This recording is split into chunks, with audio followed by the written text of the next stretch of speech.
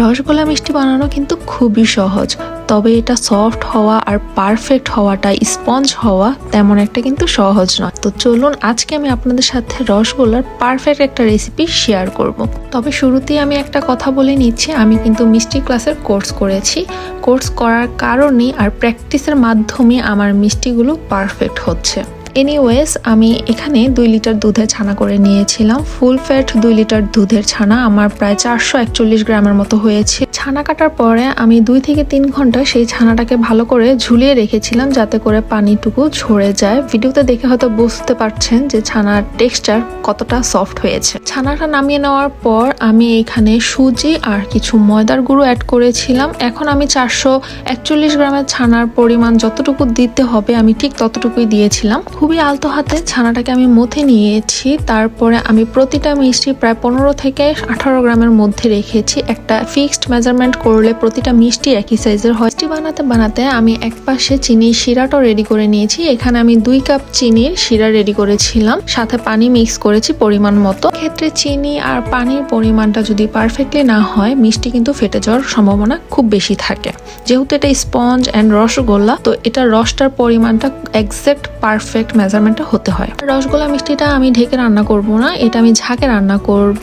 ঝাঁকে রান্না করার জন্য আমি এখানে মিষ্টিগুলো আস্তে আস্তে রসের মধ্যে দিয়ে দিয়েছি। প্রায় 20 থেকে 25 মিনিটের মধ্যেই মিষ্টিটা রেডি হয়ে যাবে। মিষ্টিটা রেডি হতে হতে চলুন আপনাদের সাথে কিছু টিপস শেয়ার করি। আপনারা যদি রসগোল্লা মিষ্টি বানান, সেক্ষেত্রে চেষ্টা করবেন যেদিন মেহমান আসবে বা আপনারা যেদিন খাবেন ঠিক ওই দিনই মিষ্টিটা বানাতে। এছাড়া যদি আপনারা ক্ষীর, চমচম, বালুশাহী, কালোজাম অন্য মিষ্টিগুলো বানিয়ে থাকেন, সেটা একদিন আগেও বানানো যায়, তাতে কোনো প্রবলেম নেই। এই তো কথা বলতে বলতে প্রায় 20 থেকে 25 মিনিটের মধ্যে আমার মিষ্টিটা রেডি হয়ে গিয়েছিল। ভিডিওতে আপনারা একটু খেয়াল করলে বুঝতে পারবেন আমার মিষ্টিটা কতটা সফট হয়েছে। আমি কিন্তু এখানে চেপে চেপে রসগুলো ফেলে দিচ্ছিলাম, তারপর আলহামদুলিল্লাহ আমার মিষ্টিটা একটুও ফাটেনি। তারপর এক এক করে সবগুলো মিষ্টি আমি এখানে শিরা থেকে উঠিয়ে পানিতে দিয়ে চেক করব যে এগুলো সবগুলো কুকড হয়েছে কিনা। আর পানিতে দেওয়ার কারণে এই ক্ষেত্রে মিষ্টিটা একটু ঠান্ডা হয়ে যাবে। তার জন্য আমি যখন আবার শিরাতে মিষ্টিটা চুবোবো, তখন আমি কিন্তু মিষ্টি থেকে পানিগুলো চেপে চেপে ফেলে দিয়ে তারপর শিরাতে দিব। আর চুলাটা আমি মিডিয়াম হিটে এখানে মিষ্টিগুলো রান্না করেছিলাম। এই ক্ষেত্রে আমি চুলাটা একদম লো করে রাখবো যতক্ষণ আমি মিষ্টিগুলো শিরাতে দিচ্ছি। শিরাতে দেওয়ার পর প্রায় 5 থেকে 6 ঘন্টা আপনাকে অপেক্ষা করতে হবে মিষ্টিটা খাওয়ার জন্য। আপনারা কেউ আমার মতো গরম মিষ্টি পছন্দ করে থাকেন, তাহলে কিন্তু আপনারা চাইলে সাথে সাথে মিষ্টিটা খেতে পারেন। এই তো আমার মিষ্টি বানানো একদমই কমপ্লিট। আলহামদুলিল্লাহ, দেখেই হয়তো বুঝতে পারছেন কতটা রসে টয়টুম্বর রসগোল্লা মিষ্টিগুলো হয়েছে। এই তো এখানে আমি আপনাদেরকে ভেঙে দেখিয়ে দিচ্ছি যে মিষ্টিটা আসলেই কতটা স্পঞ্জ অ্যান্ড পারফেক্টলি কুকড হয়েছে।